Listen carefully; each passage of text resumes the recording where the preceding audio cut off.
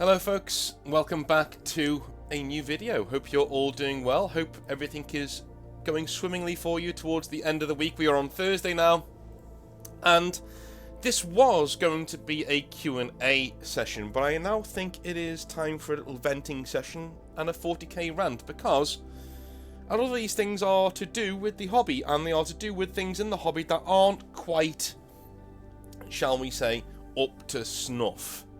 Let's get into them, shall we? A lot of you have been ranting and raving at me in questions, and I quite like that. It's quite cathartic to read on the train and other things, so please continue sending me them whenever you can.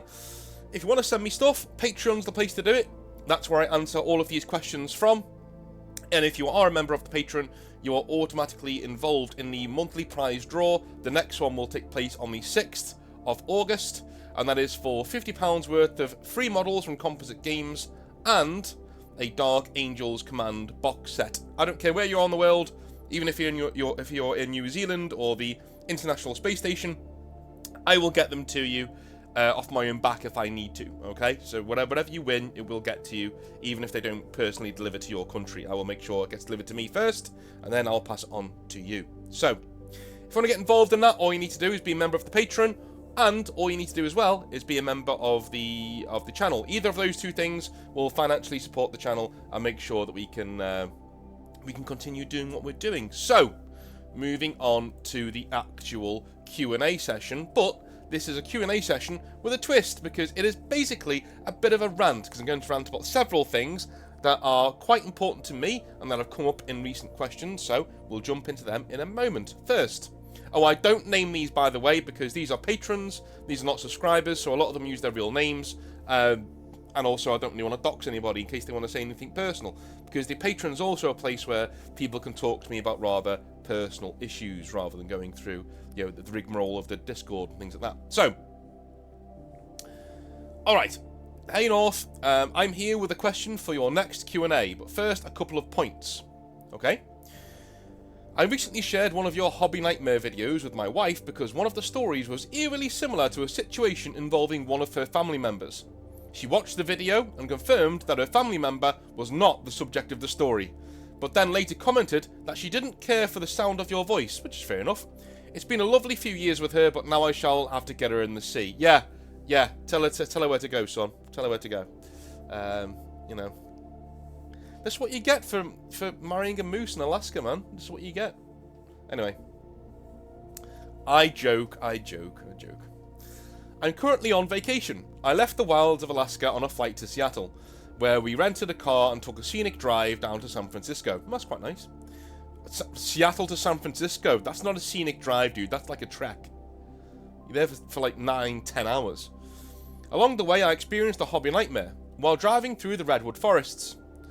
I was listening to one of your videos. Wife approved of this. Maybe I can keep her. Oh, okay, alright, I take it back. She's not a moose. I'll take it back. Suddenly, the video stopped playing. I'd lost signal. The horror of it all. And now for my that was the hobby nightmare. Seriously, okay. And now for my question. In many of your videos, you extol the virtues of Yorkshire tea. As a tea goes in the harbour colonist, I don't understand. Could you give a quick explanation/recipe for how you personally enjoy your cup of tea, so that the rest of us can experience its greatness as well? Okay, so, Yorkshire Tea is a brand of tea. It is a off-the-supermarket shelf brand of tea that is in the UK. As somebody who's from Merseyside, which means I'm basically from Lancashire, everything in the UK is complicated. Don't at me. I'm basically from Lancashire, basically, which the Merseyside used to be a part of, but we still identify ourselves as Red Rose, Lancashire, right? Most of us, you know. Most of the Liverpool people I know who like cricket support Lancashire, for instance. Okay? Mainly because there's no Merseyside team, because we are a county as well. I still think Merseyside should be a part of Lancashire, because it's just easier to pronounce, but easier to get your head around, but whatever. So, I shouldn't really enjoy Yorkshire Tea, because they are the White Rose, they are the other house of the north, which is incredibly frustrating. But they do make excellent tea.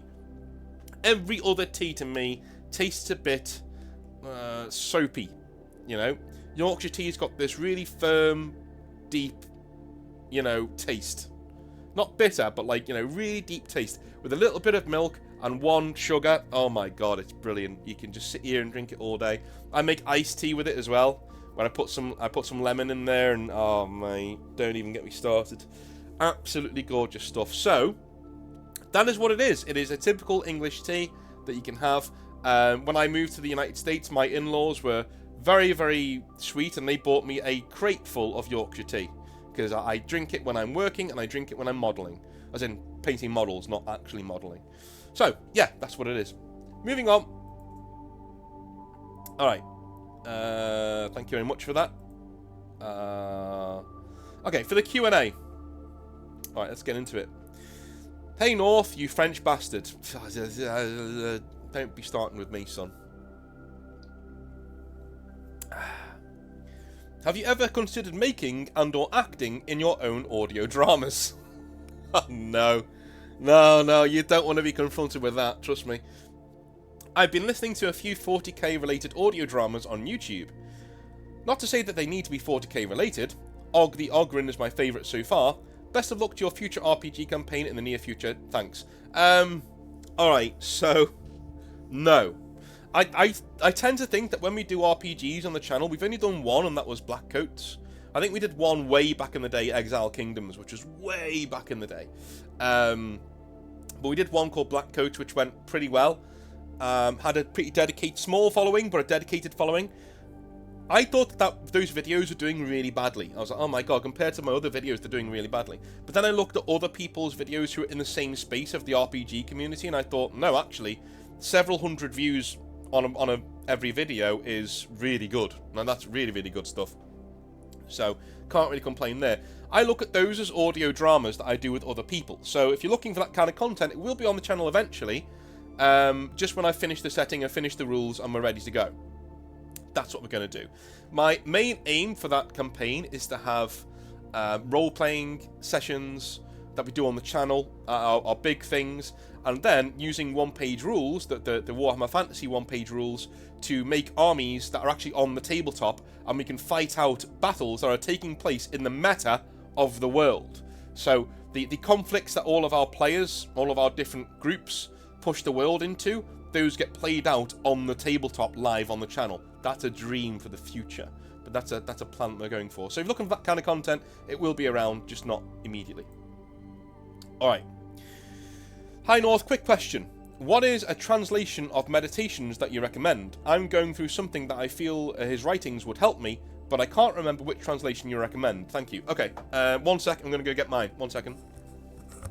Talk amongst yourselves.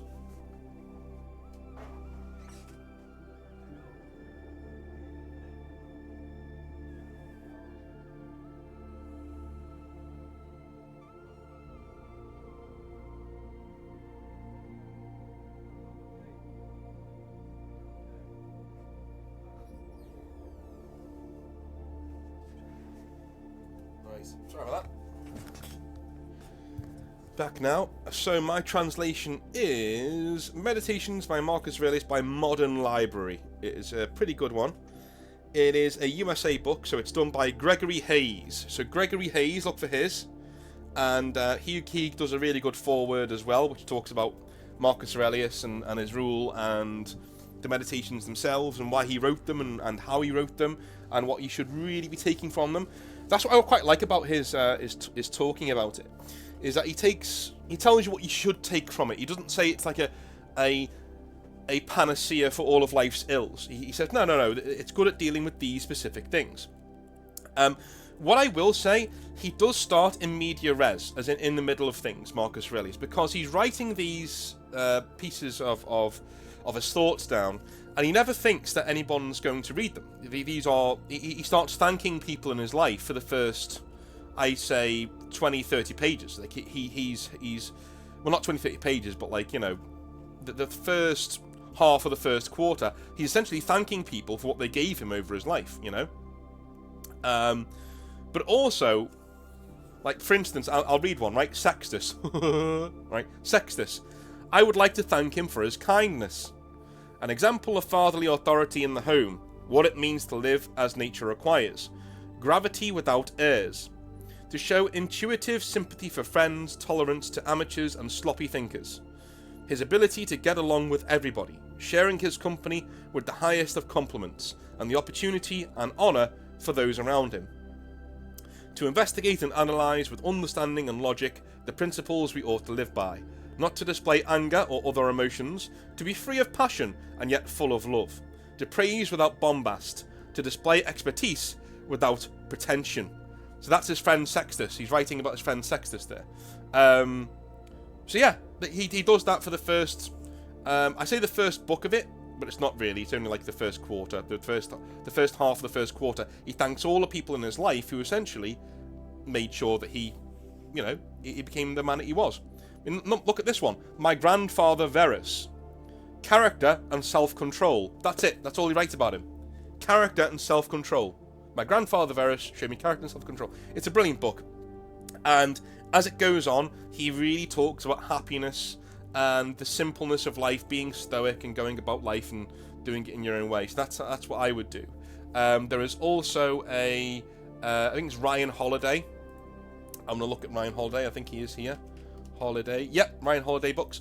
So he does Secrets of the Stoics, which is really, really good. And The Obstacle is the Way, which is another really good book. And yeah, so Ryan Holiday is really, really good as well. He's fantastic. Ego is the Enemy was a good book as well. So yeah, all those things, have a little look at. They'd help you. Alright. Hello North, I have another Q for your A. Okay. I finally got around to watching your incel video. It's not an incel video, right? It's a video about how women are treated in the hobby.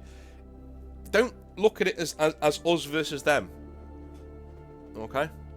Had to ask myself, why hate women? I myself am an incel. Sans the hatred of women. Their curves are just too nice. If this gets any weirder, I'm going to stop reading, alright, man?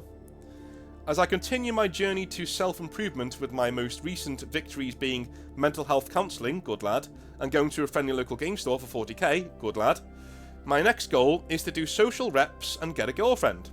My question is, where is a good place to interact with intelligent people? Love to hear your thoughts on this. I appreciate the work you put into this community, and I've used the advice you give to begin to untie the Gordian knot that is my life. Good lad. Alright, lovely stuff. Okay. Well, number one, don't refer to their curves in front of them. Just don't do that. That's weird. Okay. Number two, in terms of places to go meet them, there is no specific place, man. There is no specific place. I mean, I went to university. I went to Durham, which is a top university in England, and I'm very proud of it. But I met some of the stupidest women I've ever come across at Durham. You know, some of them were really, really, really dim. And, you know, they were very clever, but they had no wisdom. So it depends what you mean by intelligence. These were women who were very clever, who knew how to argue, they knew how to get what they wanted, they had very good academic scores, but they had no wisdom. You know, they were morons. Like, they would go sleeping around, and then they'd wonder why no men of substance actually wanted them, right?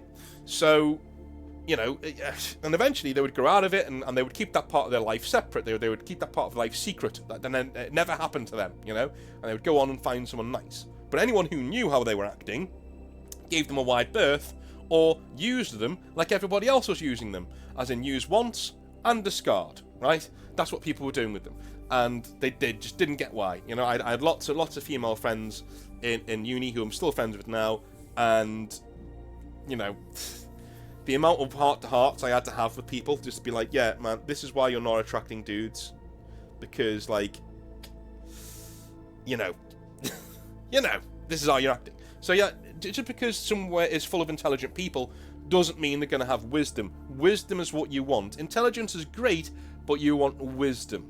Wisdom is the thing that you want. A high intelligence score just means that you're a really, really, really emotionally damaged wizard in D&D, right? You're an emotionally stunted, damaged wizard. If you have a 20 score in intelligence at the start of your D&D campaign, right? But if you have a really high wisdom, then you're generally the philosopher of the group. You're the guy who everybody wants to talk to. You're the guy who can find out life's cues, right? It just so happens that all your other scores mean that you are crawling around on the floor, not really able to function, you know? So, you know, if you have an average score and everything else with really high wisdom, you're killing it. You're absolutely killing it, if you want to use a D&D analogy. So, and wisdom, you find everywhere. You find wisdom absolutely everywhere. You can find it in the pub. I've met some of the wisest people I've ever known in pubs, in bars. Like, literally. Like, when I was working in bars, I still speak to them. I've known so many people at bars, in places like that, who were absolutely spot on in their outlook and how they looked at life and what they'd been through and the advice that they'd give you and all that kind of a thing. They were always right, you know. So that's what I would say. You can't really nail down, I'm going to meet an intelligent person in this place. Well, number one, intelligence isn't really what you should be striving for. You should be striving for wisdom. And number two, what does wisdom look like? It's okay me just saying that. So wisdom to me is, shall we say, emotional maturity, being able to make good decisions, being able to see both sides of an argument. That's incredibly important and incredibly attractive, right? Being able to see both sides of an argument, and also, how would I put this? Wisdom, self-worth. Self-worth is also a huge factor in wisdom. You have to have a lot of wisdom to know your own self-worth in a non-arrogant way. You need to be very, very, very wise to be able to talk about that kind of stuff. So, to get that, you need to talk to people. And there is no place you can go and talk to people where you go, oh, all of the wisdom people are in this place here. No, there's nothing like that. You need to go out there and talk and judge for yourself. Judge for yourself. Okay? Talk to people. Get to know them. And if you're getting out of them a little bit of, like, she's intelligent, but she's got no emotional growth, okay, well, maybe that's somebody that you date for a while. Right, and then you drop them. You go, okay, I'm done. I have no, because maybe when you date them, the other side of them comes out. I've had that before as well. I've come across women where they've been very, very intelligent, but had no wisdom behind them until I've dated them for a bit, and they start to let their guard down. And then you're, oh, I see, there's a person here, right? I like this, right? And away we go. We're in a relationship, kind of thing, right? And if that doesn't come up, then I go, okay, I've had some fun. I'm ready to leave. Okay, bye. You know. So that's what I would do. It's trial and error, my friend. There is no easy way to go and meet people of character and wisdom. You meet them and you cherish them. That's what you do. That's all you do. You meet them and you cherish them until you can't cherish them no more. Right? That's what you do. All right? Cool.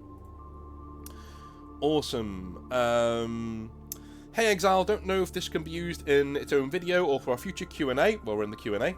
But what do you think Games Workshop needs to do to fix the current stock problems they are having, since a little over half the Space Marine range is sold out, and Tyranids only have 3 models available for purchase on their own website? I've checked other armies and their stock also seems to be anywhere from 25% to 50% gone.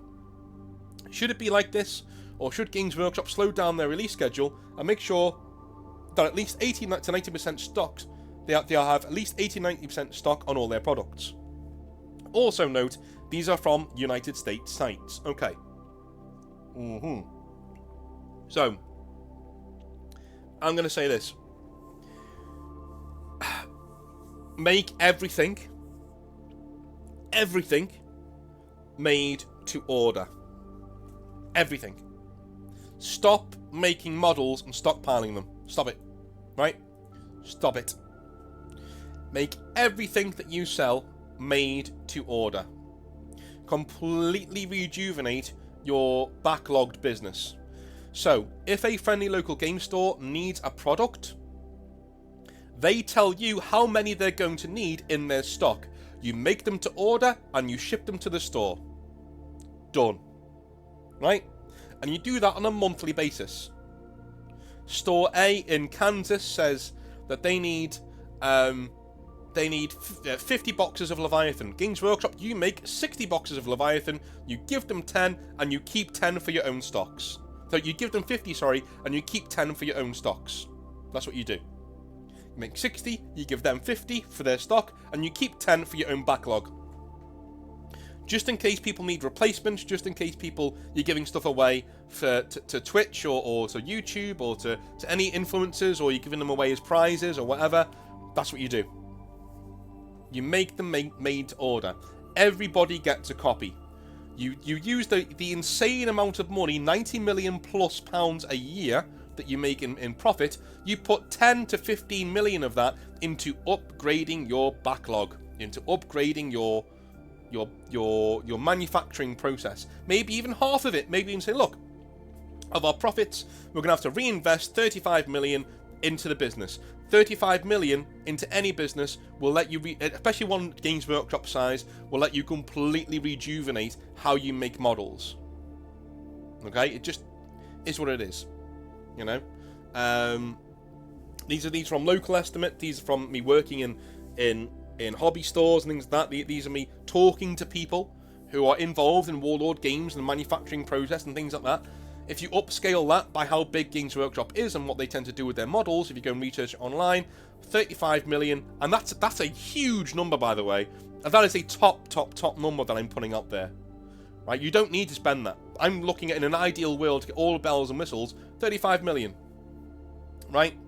For a year. Just upgrade it over a year. And tell people what you're doing. Say, look, the stock might not be there for a little while because we're upgrading our entire business to make sure that we can make things made to order, so whatever happens, the scalpers will not get these before you do. You order it, it's at your house 5 days later. Done. You make sure your business runs that way, this hobby explodes. This hobby explodes in popularity. The problem, my friend, isn't the fact that Games Workshop can't do this, it's that they won't do this, because they like to have false rarity. They like to make sure that, you know, things are only available for a certain amount of time. That's what they love to do. So and they will continue doing it. They will just continue doing it, and this will never go away. But that's what I would do. Moving on.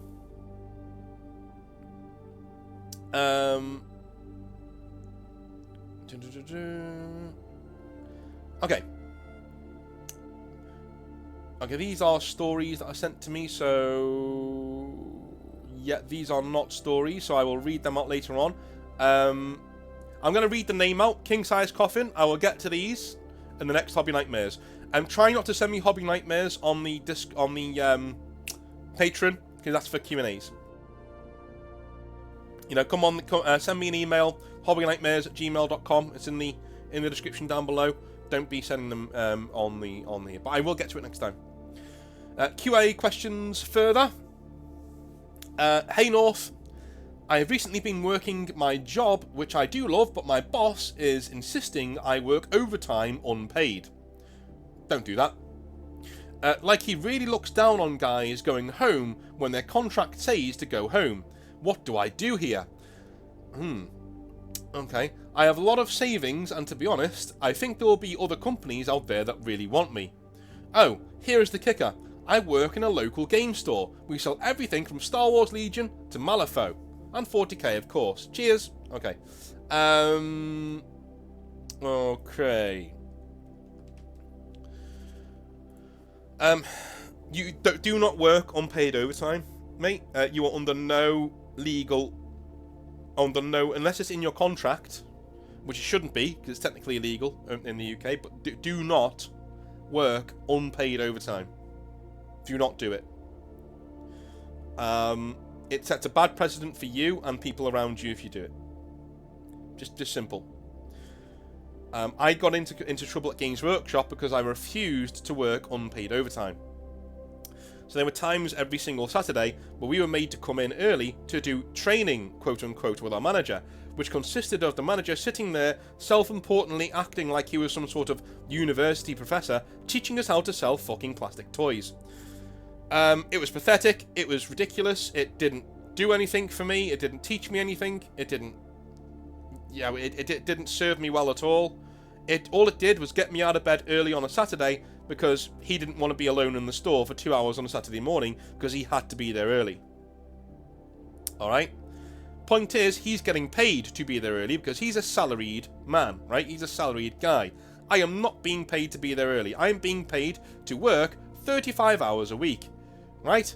And if my shift work, and it did, covered 35 hours a week, I am under no obligation to turn up to your fucking store, sit there, and do training for an hour and a half every Saturday unpaid. That is not what I am here for, right? That was our first major argument, was that I just stopped going to these training sessions. I stopped turning up. Alright? I just stopped. I said, as far as I'm concerned, this is voluntary, right? I went to I was very lucky. I had an employment lawyer that I knew. I went to him and I said, is this kosher? Is this okay? And he said, no, absolutely not. They are they cannot, looking at your contract, they cannot sack you if you don't turn up to this. It would be unfair dismissal. It would be grounds for a serious lawsuit. So I said, well, fuck this guy. I'm not going. I'm not going. And that was our first major argument. So, you know, I think I went to like 8 or 9 of these things, then eventually just went, nah, I'm not doing this. I'm not turning up to your ego session on a Saturday morning, thank you. And again, we got into a massive argument. I said, look, I'm under no obligation to do it. He started saying that I wasn't a team player, that I was, you know, dragging the store down by not learning things. And I'm like, look, dude, there's nothing I can't learn during my working hours. You can teach me during my working hours. That's what you can do. You can do your job as a manager and train me during working hours. That's what you can do. But I'm not coming here on my own time, not getting paid, right? 53 weeks in a year. That is 53 hours of unpaid work that you're getting from me. 53 hours. You know? That's over 2 days. 2 days of my life you've got for free. No. Fuck off. I'm not doing it. Right? I'm not doing it. That's how we went. And that was the... And he could do nothing, and he did nothing. Because he could do nothing. I know for a fact he would have gone to head office and said, look, can I make him turn up? And they would have said, no, you can't really, no. No, it's a dickhead thing to do. You shouldn't be being what's the word? Insubordinate. But you can't have a go at him for that. He's completely within his rights. Because I was. I didn't have to be at any of these fucking sessions. It took me 2 months, almost 3, to get my head around it and go, hang on a minute, I shouldn't be doing this. Why am I getting up at 7 o'clock on a Saturday morning to come down to this guy's fucking ego sessions? I'm not doing it. And the only thing that made me do it was that I was learning nothing. I was learning nothing. He sat there, he looked down his nose at us, and basically told us that, to breathe, air needs to go into your lungs and out of your lungs. Cheers, mate, thank you. Cheers. Right? So, don't do it. That is my advice to you. Look at your contract. Get an employment lawyer to look over your contract. A lot of them will do it gratis. A lot of them will do it, if you just email them and say, look, I really need someone to look at this. I will pay you for an hour of your time. Can you just look over this? An hour to a lawyer won't be that much, I'm not sure how it is these days. Let's Google it.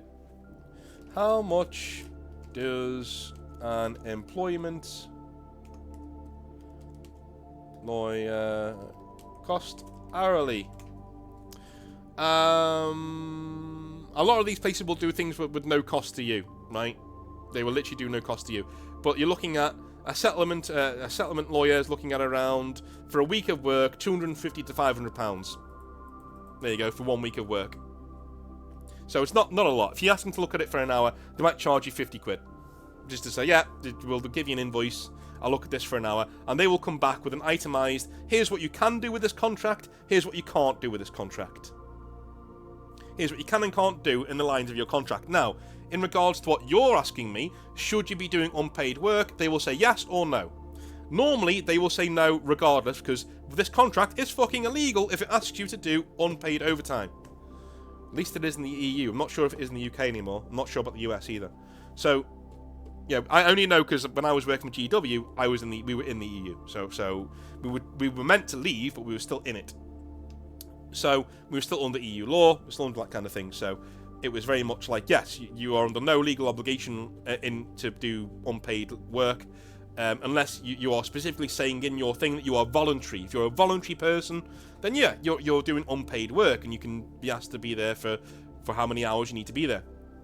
But you are voluntary, so you can't really, it's just one of those things, man. Make sure that you go to an employment lawyer, get them to look over your contract, and if they see anything that they don't like, they will come back to you and say, look, this is really, really, really bad. You shouldn't be working with these people.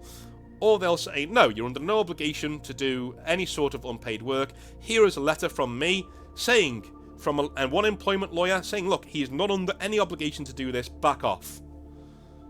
Do that. And if they sack you, tribunal time. Go and find another job, take them to a tribunal. Because that's just, it is what it is. You've got to go there. But people, they have you by the short and curlies, don't they? Because then where do you get a reference from? It may be best to look for another job, my dude. If you don't want to work overtime unpaid and you think it might cause any sort of friction, look for another job. And as soon as you've got one, then take them to court and say, look, I am not doing this. You owe me so many hours work. Paid. Thank you. Because I don't do unpaid overtime. But if you don't want to do it, leave.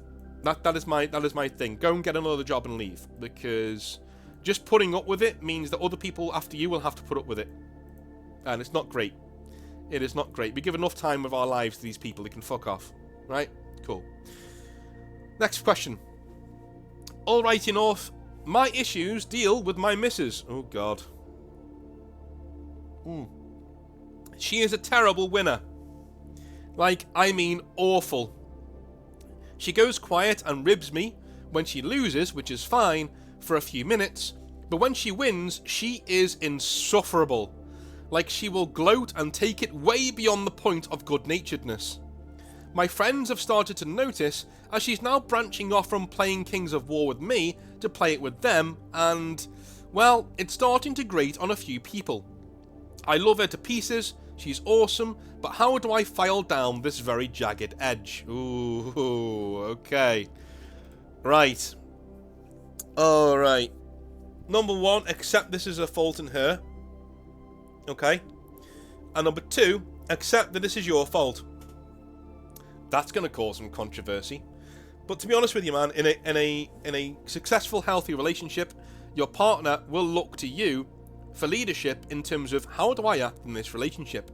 What's a good way of acting in this relationship? If you don't give them direction, they're going to stray. I don't mean nag them, I don't mean bitch at them, I don't mean moan at them. I say, if you see something that is beyond the pale and is not acceptable, say, listen, your attitude when you win games is not acceptable. It's not acceptable to me, and it's not acceptable to my friends. I love having you in my hobbies. I love playing games with you. I think you're awesome, but if you weren't my wife, I would no longer play these games with you, because your attitude is insufferable. Rip the band-aid off, and I got into serious trouble for this back in the day. I remember a hobby nightmare that was very much like this, and I got into serious trouble because I told the guy to train your woman. And people went, oh, you can't say that! You can't just... And I was like, no, you misunderstand what I'm saying. You completely misunderstand what I'm saying. Right? Train your partner. They need to know what's acceptable and what isn't. What you're dealing with here, dude, is some other dickhead's problem. Some other dickhead who dated this woman didn't tell her to shut the fuck up when she's doing shit like this. Right? The last guy she was with didn't turn her into a good soldier. And this is what you need to do. You need to sit her down, rip the band-aid off, give it to her black and white, and say, this is how you behave with me in the hobby. If you can't behave this way, fuck off. And don't be in the hobby. I love you. I love you as my wife. I want to have kids with you. I want to do all those things. But my hobby is my sanctuary. You're not ruining this for me. And at the moment, you're on the cusp of doing so. And you shouldn't be doing that. You're my wife. Train this woman. Let her know what's acceptable. That's literally it. Girls, if your guy is acting in a toxic way, train your man. Sit him down and say, I don't find this acceptable. Don't let me catch you doing this again or I'm fucking gone. Right? There's nothing wrong with it. It's exactly what you should be doing, dude.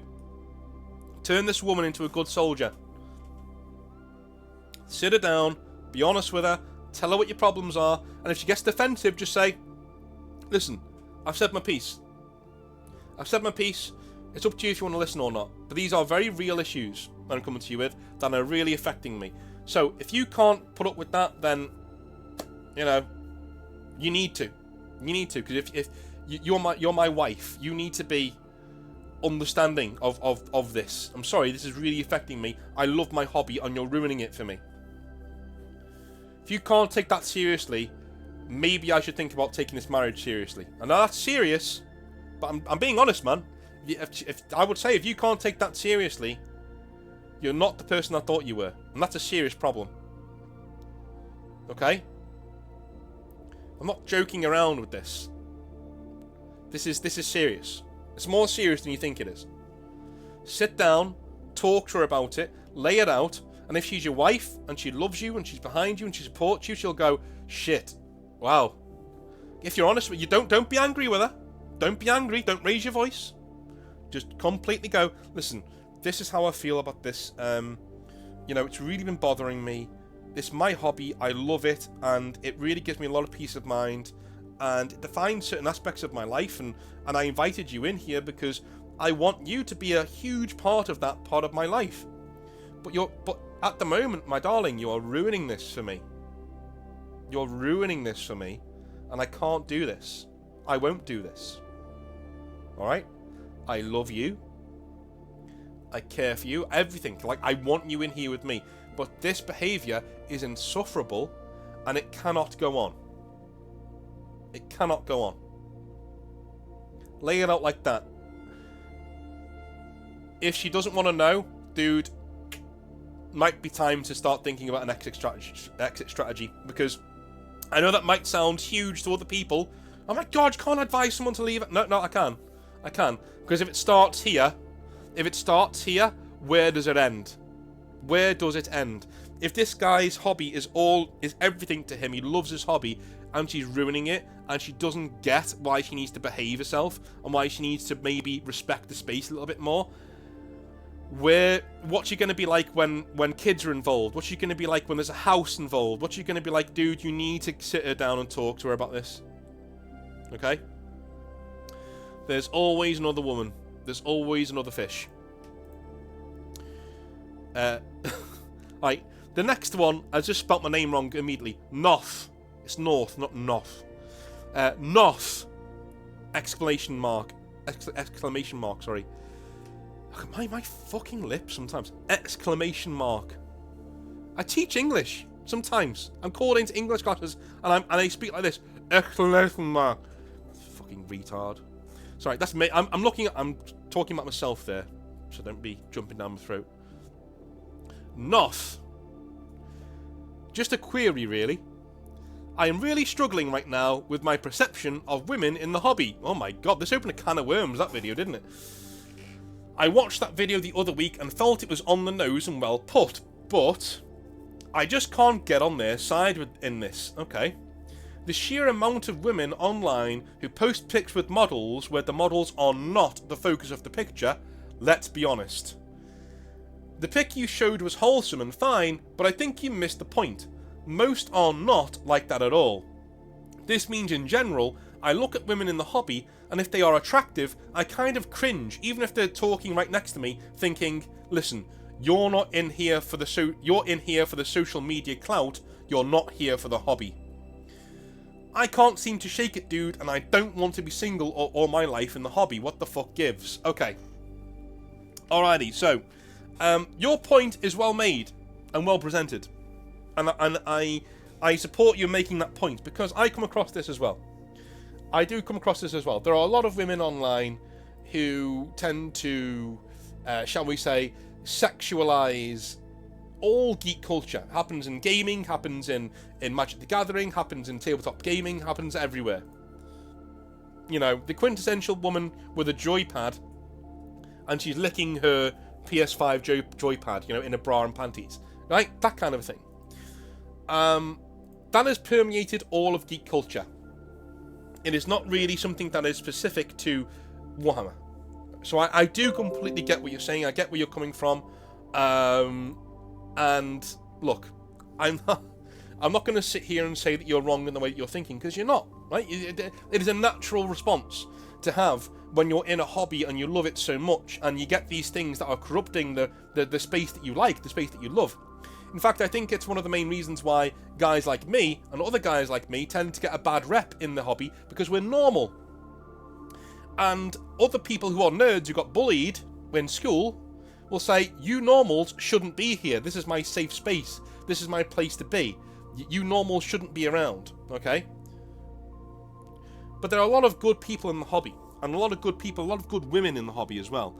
And the point of that video was the amount of good women, a lot of whom appeared in that video, okay? There are a lot of good women in this hobby who are turned off by the fact that we treat them like shit. And we treat them like shit because there are so many of the female variety who come into this hobby with bad intentions. And I completely agree with what you're saying. A lot of them tend to do that. There are a lot of women in the hobby who come in here and they post pictures of themselves with, you know, naked and reading a codex or doing shit like that. I completely get what you're saying. And I get that you're seeing that as a perversion of the space.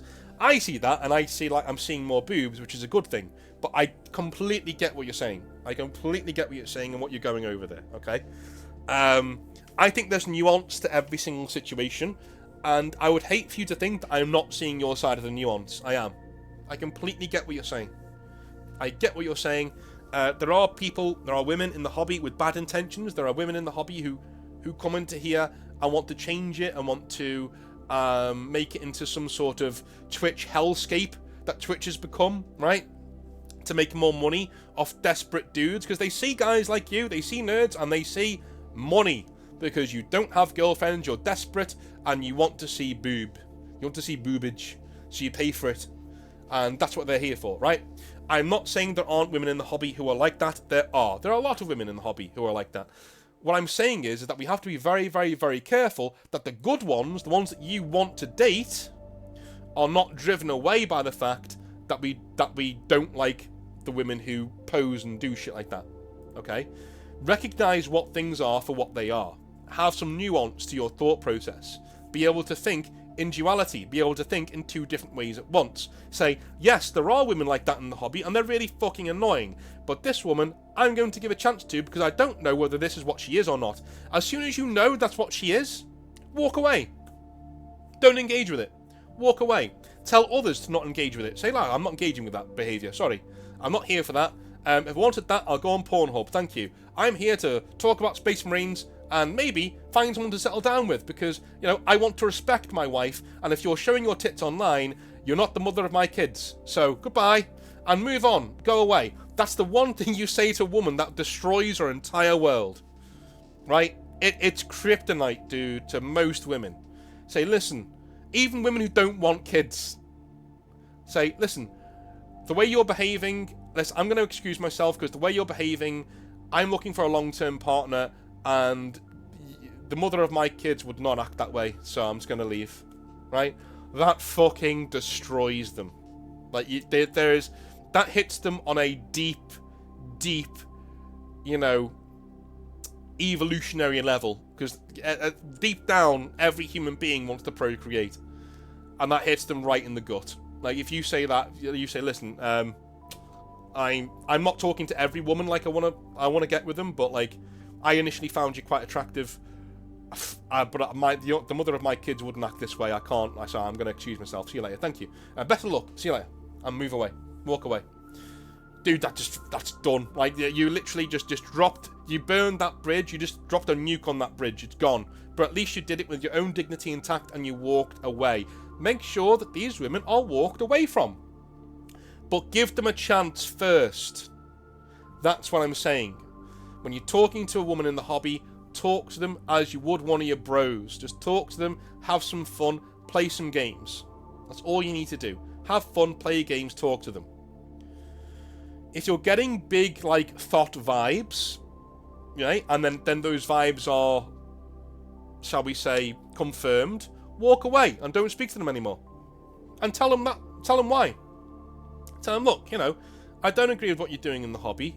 It's not great. It's not a part of the space that I want to be around in, right? And actually, when I see an attractive woman in the hobby, I talk to her, because that person may become the mother of my kids one day. You know, I'm single. I'm looking to mingle, sort of a thing. And the mother of my kids wouldn't act in the way that you're acting, so I'm just going to excuse myself. Dude, there's no comeback to that. There's no comeback. There is no comeback. You're done. You're done. Arm yourself with that phrase. If you're ever afraid of approaching women who are scantily clad, or who are maybe a bit thottish, or maybe wearing clothes that are very tight or whatever, there's nothing wrong with that, by the way. You do you. Right? You're looking good. Excellent. Love it. But as soon as you get any sort of, like, you know, anger from them for even talking to them, just have that phrase in your mind and say, look, I'm going to excuse myself. You know, I'm always open to having friends, and if you were cool, I would be friends with you, no problem. Absolutely no problem at all. I'm also here to try and find somebody. Yeah, I'd love to have a hobbyist who's my partner as well, but the mother of my kids wouldn't act like you, so I'm just gonna walk. I'm gonna excuse. Okay, so best of luck. I'll see you later. Right, don't say it angrily. Just say it that way and just walk off. Dude should be fucking stunned. Absolutely stunned. You've got your dignity and you've walked off. You've just walked off with your dignity intact. There's nothing they can do. Okay? That's all you do. Just arm yourself with that phrase and go through the hobby like that. If you see a woman around the hobby and she wants to be engaged with, just treat them like a dude, man. Just go over there, talk to them. Say, hey dude, how's it going? What army are you painting? Oh, that's cool. Right? That's cool. I love that. Excellent. Fantastic. And then get talking about the hobby. If they seem a bit interested, keep talking to them. Keep going over it. If they seem very thottish and they're taking loads of pictures and they're wearing scantily clad clothes, just say, look, I'm not into that. I'm not really into that in the hobby. So, you know, I'm just going to excuse myself. There you go. And just don't engage with it. Don't engage in the things you don't like, and engage in the things that you like. I actually think our hobby is incredibly healthy in terms of the way that we treat other people. I do. I honestly think that. I think we've got a serious problem, and our serious problem is the fact that there are so many thoughts coming in that we start treating the average hobbyist woman with the same brush, which means there'll be less attractive women in the hobby for people to talk to, which is not a good thing. That's what the entire video was about. And but people only seem to think that you're allowed to think in extremes these days. You're allowed to think in extremes and that's it. You're with us or against us. No, I'm sorry, I have a nuanced point of view. I have a nuanced point of view where we do have thoughts coming into the hobby who are trying to essentially make it into a place of debauchery where they can make the most money. That's annoying. I hate it. Go away. But also tarring every single woman in this hobby with the same brush just because they have nice eyes doesn't, you know what I mean, means that there will be less women like that in the hobby for us to talk to. If you're single and you're in this hobby, there will be less women like that to talk to the more you act like an angry little bitch. That's just the way of it, dude. That's just the way of it. It is what it is. In response to that earlier question as well, if you want to get reps in, start with men. I've said this time and time and time again. Start with men. You're in the hobby. That's the best place to go and start talking to people. Open up men. Talk to other dudes. Make sure that you can carry on a conversation and you're having a laugh and you're having fun. And then take that and eventually talk to other people. People that you might be more, you know, shall we say, nervous about approaching. That's what you do. You build yourself up in baby steps. So, in terms of dealing with it, man, I would literally follow the advice I gave in the video. Recognise that thoughts are there. Recognise that they're annoying and they shouldn't be here, but it is a fact of life. There will be people who simp for them and will make sure that they give them what they want. That's fine. That's fine. They're here. They're not going to go away anytime soon. All you need to do is not engage with it. And if you're confronted by it, right, tell them why you're not interested in engaging with them and move away. They will be stunned. They will be flabbergasted. And the more men in this hobby do it in a respectful way, not in a oh, look at this bitch with her fucking tits hanging out. No, the more men don't respond with hate, but respond with apathy and go, no, I'm good, thanks. I'm good, thanks. Thank you. Right? I'm good. You know, no, the mother of my kids wouldn't act like that way, so I'm good, thank you. Walk away. Walk away with calmness, with poise, with dignity. Just walk away. Know your own self-worth. Walk away with that dignity and go, no, I'm good, thank you. I'm here to roll some dice with my bros, okay? Cool. Do you want to be a bro? Right, hold my dice tray. Right? You come and be a bro. If you don't want to do that, no, don't look at your tits. No. Roll the dice. No. Okay, right. I'm taking the dice back. No, I'm taking the dice back. No. Not interested. Goodbye. No, I'm good. Thank you. Right. Nice and polite. Refusal. Don't want to interact with that. Thank you. That's all you need to do. That's all you need to do. On the flip side, if you meet a woman in the hobby, treat her like one of the bros. Just treat her like one of the bros. Honest to God. Until she gives you a reason not to, treat her like one of the bros. Alright? Give everybody a fair shot. That's my message. Give everybody a fair shot. Okay? It'd be very easy for a woman to come into this hobby and hate everybody for being incels, quote unquote. And, you know, women haters, quote unquote. It'd be very easy for them to do that. But not a lot of them do. Most of the women I know in the hobby are quite open. And are open to dating as well. Right? I've come across a few horror stories, yes. But 8 out of 10 times, I would say, the woman's been cool and has been really open to just being, you know, approached and talked to. They don't hate men. I want us to be more like that. Okay? I want us to be here, be accepting, be happy to have people here until they give us a reason for them not to be. And then we say, okay, remove yourself, please, from my presence. Goodbye. And that's what we do. Alright? But you do it in a Chad way, you do it in a polite way, you drop her gently and walk away. You don't flip out, you don't rend your garments, you don't squeal, you don't rant, you don't cry, you just go, no, listen. Behaviour that you're doing there, not acceptable. Right? Not for me. I'm going to move over here, because I don't want that in my hobby, so I'm going to go over here. Right, see you later. Okay? Right. Love you all a long time. I will speak to you tomorrow for some more hobby nightmares. The ones tomorrow should be extra fun. So, love you all a long time. See you then. Have a good one. Bye now.